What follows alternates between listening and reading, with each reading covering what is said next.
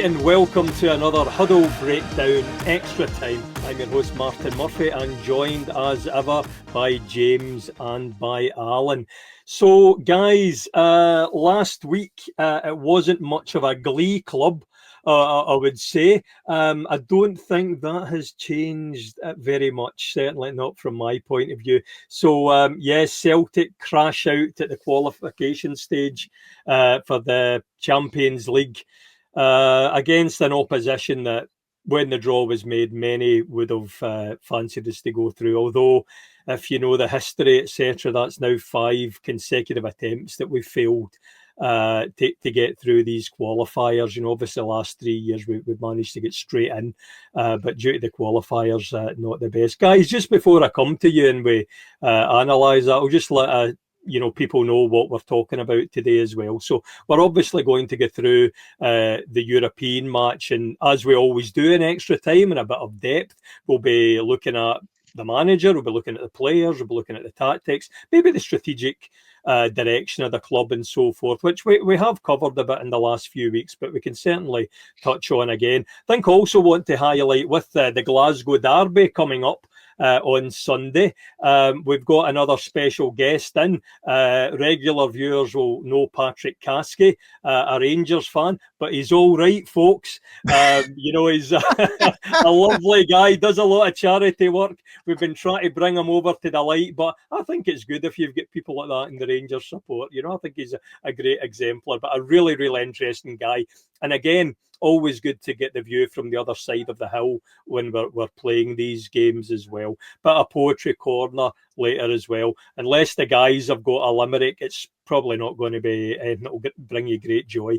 But we'll see how it goes. Guys, just before I come to you, as I was watching the game, like probably many other people, I had predicted a 0-0 because I couldn't see his scoring, and I also predicted that Maeda would miss a penalty because he's bleeding awful at penalties and been quite lucky, I think, to scuff a few in. So it was just a matter of time there. But as I was watching the game, I know you guys like your old movies and things, and I was thinking of Clockwork Orange, and I was sitting there thinking, I could go and make a cup of tea, and I thought, no, I need to watch this game so I can discuss it for a Huddle Breakdown Extra Time. I don't want to miss a moment of it. So it reminded me of Alex with the Ludovico technique aversion therapy.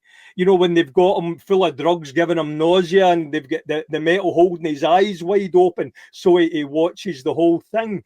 And that was one of the worst games of football I've ever seen. The previous worst one was probably the week before in the home leg. So, wow, a lot to discuss there. But just to maybe get started, and I think I'll come to you first of all, Alan, but my views on both games, I thought we were safe. I thought we were predictable.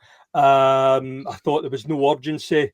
We were boring, and we've been boring for quite some time. It's been a bit of a chore watching Celtic since probably near the end of last season.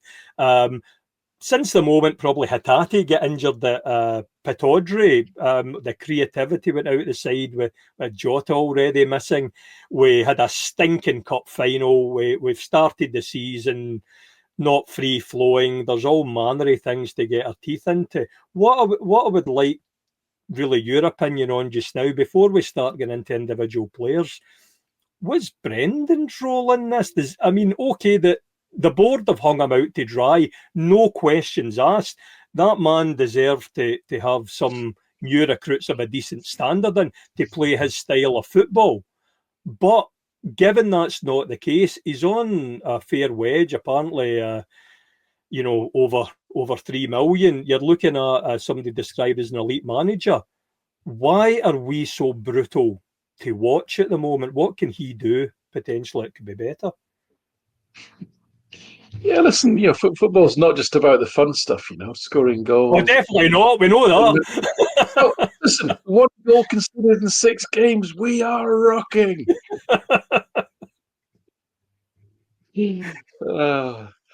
Listen, one of the things we talk about a lot is, and especially in relation to Celtic, is that Celtic have the last sort of two managers, Postecoglou, Rodgers, tend to play the same way every game, and feel they have you know the right to do that given the gap in resources. But with other clubs, that Celtic can turn up, play their possession-based, controlled positional football, and impose that on the opposition. And you look at the last X numbers of years of league tables will tell you that generally plays out reasonably well. Europe is and should be different, right? Even though this team were ranked so lowly, we've talked about this. They're not a great side, even in Europe by European standards, but they're functional. They seem to have a coach who'd set up the team very well, and in a coherent way. The way that he juggled his resources, because they had their striker missing, they had their wonder kid missing, they had their first choice goalkeeper missing. They looked like they had nothing but a bunch of kids on the bench. But the way that he kind of shuffled his resources about, the guy that played left back this week was like right back, the next week, and one guy that played right back was like playing high on the right. Excellent, and they all did a good job and did it coherently. But what I didn't appreciate was how dry, bumpy, and difficult that pitch was going to be, and for me, Rodgers did not adjust to the demands of the game in any way, shape, or form. That pitch was very difficult, and that's not an excuse; it's a fact. Yeah. For the way that Celtic want to play football. So don't be surprised when suddenly Callum McGregor's the ball's bouncing off his shin 40 yards back to Schmeichel, or coming off Carter Vickers' knee and going out of play, or somebody passes to Engels and to Nygren, and nearly every pass he got was at his head height. It's like, what are you supposed to do with that? Because that's what the pitch was like. So why do you set up the team to play exactly the same way as it always plays when the conditions don't merit you playing in that way? And they played exactly the same as they did at Celtic Park. This game was almost a facsimile of the matches against Cluj, which I think we probably all want to forget. We got a 1-1 draw in Cluj, and then we lost that quick, chaotic game 4-3 at Celtic Park. But actually, the XG values in both ties were very, very low. It was just one of these games where silly goals were flying in, but neither side really created anything from open play. And as Dan Petrescu had set out his Cluj side, so this Kairat's team were set out the same way, which was to be 4-3-3, but essentially zero fanning about on the ball at the back. If you didn't press them, they're quite happy to play a few passes at the back. But as soon as you went anywhere near any of the defenders, they were just going to launch it. They were going to launch it, and then they were just going to feed off whatever chaos would come from that. The balls bouncing around everywhere, and they were just hoping for second balls and chances to come through. Quite a lot of their shots, there's no assister, for example, because they're just like things that the ball's bouncing around, it goes free, and somebody takes a shot. That's the way they were set up to play, and that's how they played at Celtic Park. So knowing that, and then knowing what the conditions were going to be like, they were not going to water the pitch.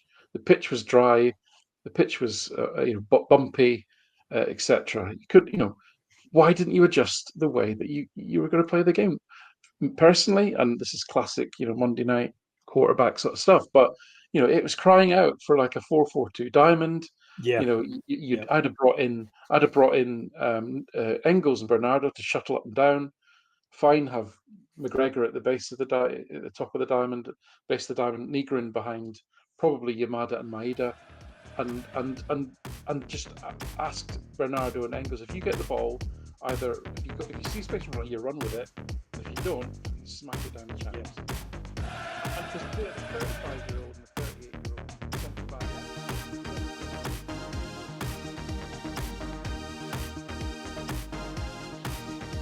We hope you enjoyed this free preview from all of us here at the Huddle Breakdown.